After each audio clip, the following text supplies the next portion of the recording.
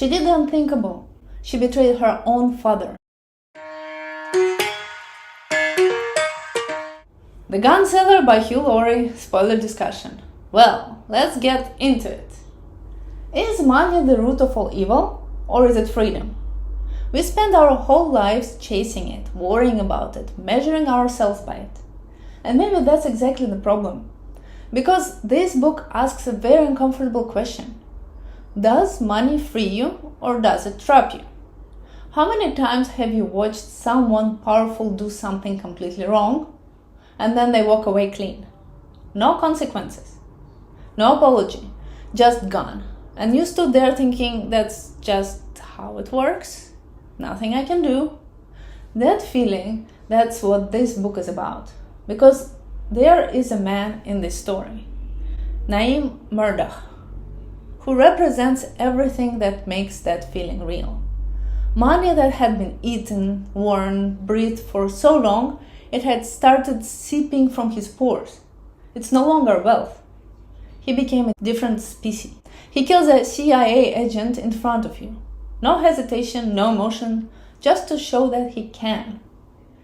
He frames a dead man, a man with a family, a name, a reputation, and erases all three.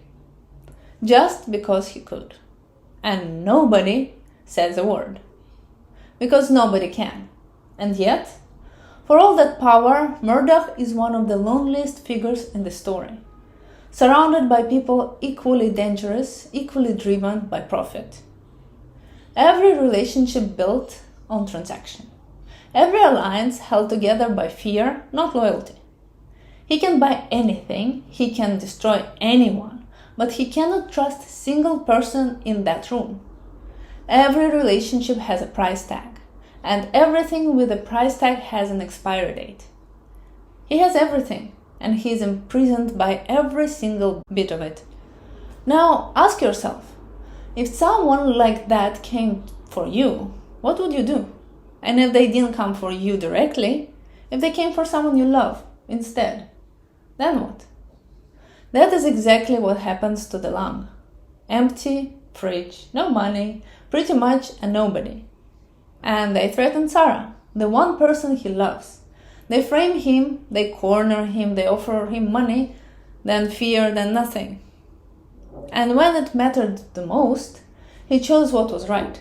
Not out of bravery, not out of strength, just because he couldn't live with himself otherwise.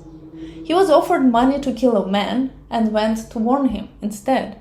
He felt guilty about a CIA agent he met once, and he couldn't free a trapped bird without it breaking something in him. That is who he actually is. And then there is Sarah, born into wealth, surrounded by it her whole life. She did the unthinkable. She betrayed her own father. Not out of cruelty, out of fear. The fear of losing everything she had always known and possessed. And by the time she understood what that choice had cost, it was too late. Her father was gone. No amount of money was ever going to be worth that. Sarah and Lang are two sides of the same question. What do you do when the world threatens what you love? One chose money, one chose consciousness. How many of us could actually do what Lang did? Stay yourself when everything is being used against you. I genuinely don't know if I could. And I think about that. It actually reminds me of Socrates. When Alexander the Great, who had conquered the entire world, asked him what he could have given him. And Socrates said, "Move out of my son."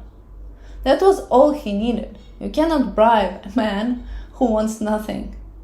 But arrogance led Murdoch astray. He assumed everyone has a price. Pushed too far, threatened too much, and that was his mistake. Because Lang got angry. And an angry man with nothing to lose, who actually gives a damn, that combination cannot be bought. Cannot be threatened, cannot be stopped. And the ending?